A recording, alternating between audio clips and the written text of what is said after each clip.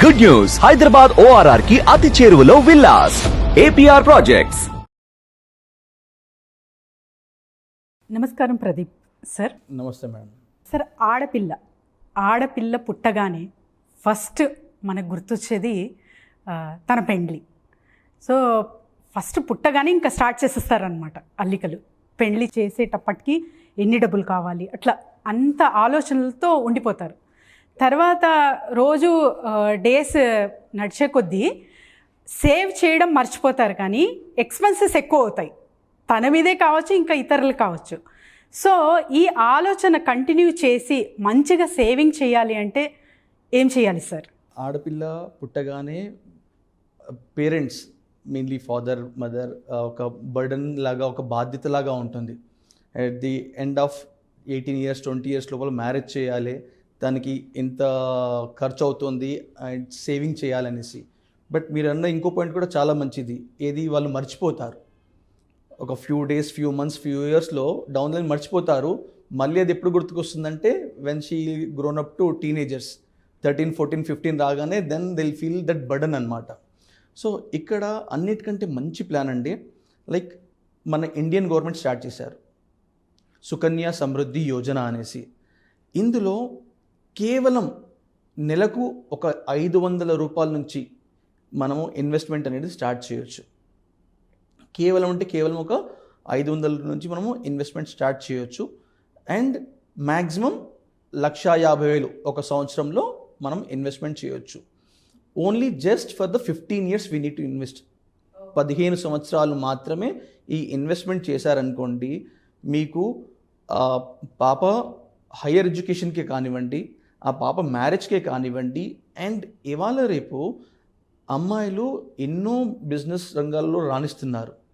So ఆ బిజినెస్కి కావాల్సిన పెట్టుబడి కానివ్వండి, వాళ్ళకు మంచి ఇన్వెస్ట్మెంట్ అనేది ఉండిపోతుంది. ఓన్లీ జస్ట్ ఫర్ 15 years చూస్తూ వెళ్ళిపోతాయండి. ఈ 15 సంవత్సరాలు ఎప్పుడు వెళ్ళిపోయాయో కూడా తెలియదు. ఆ 15 years మీరు ఇన్వెస్ట్మెంట్ చేశారనుకోండి, you can give a very bright future to the girl child అనమాట.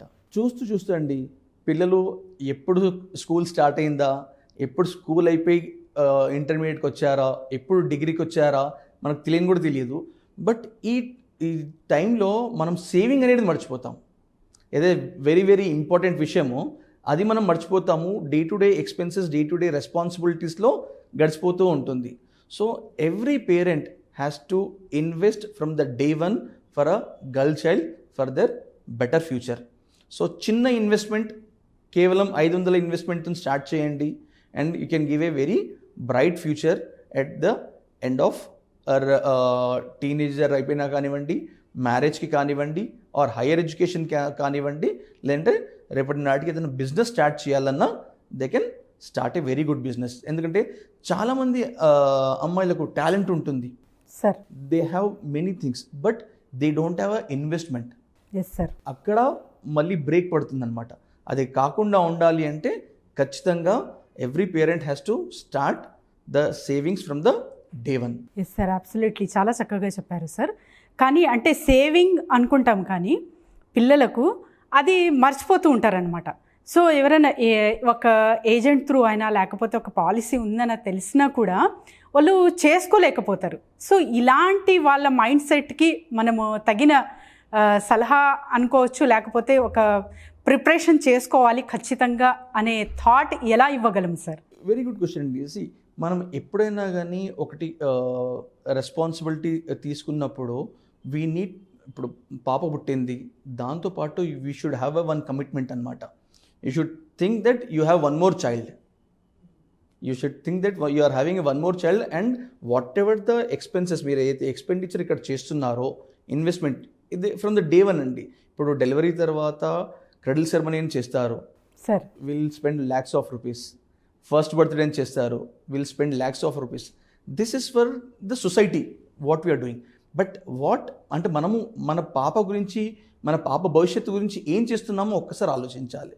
అండ్ ఆ కమిట్మెంట్ తీసుకొని దీనికి ఏంటంటే ఎవ్రీ మంత్గా మీ అకౌంట్ నుంచి డెబిట్ అయ్యేటట్టు మీరు ప్రాసెస్ పెట్టుకున్నారనుకోండి, ఆఫ్టర్ ఒక 1 year 2 years లోపల ఇట్ విల్ బీ హ్యాబిచుయేటెడ్ అనమాట. కన్సిస్టెన్సీ అనేది ఉంటుంది.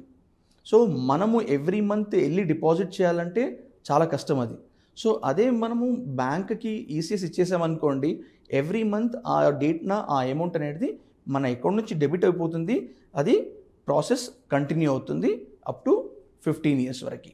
Exactly sir. అంటే ఎంతోమందికి మీరు ఫైనాన్షియల్ అడ్వైస్ ఇస్తుంటారు, తర్వాత అనాలిసిస్ చేసి ఎగ్జాక్ట్గా చెప్తుంటారు కాబట్టి ఈ సుకన్య సమృద్ధి యోజన ఏదైతే ఉందో ఇది చాలా మందికి మంచిగా ఉపయోగపడుతుంది అని చెప్తున్నారు. సో ఇది ఇంకా చాలా చాలా మందికి రీచ్ అవ్వాలి, చాలామంది దీంతో బెనిఫిట్ పొందాలని కోరుతున్నాము. ఫర్ ఎగ్జాంపుల్ ఇంకా మీరు ఏదైనా ఇవ్వదలుచుకుంటున్నారా సార్? షూర్ అండి. ఇప్పుడు దీంట్లోనే ఇదే పాలసీకి ఇదే స్కీమ్కి సంబంధించి నేను ఒక ఎగ్జాంపుల్ చెప్తాను సార్. యాజ్ ఎ పేరెంట్ వాళ్ళ గర్ల్ చైల్డ్కి ఎవ్రీ ఇయర్ ఒక 1 lakh rupees ఇన్వెస్ట్మెంట్ చేస్తున్నారు అనుకోండి, ఫర్ 15 years, 15 సంవత్సరాల పాటు. సో వాళ్ళు ఇన్వెస్ట్మెంట్ చేసే అమౌంట్ వచ్చేసి ఓన్లీ 15 lakhs.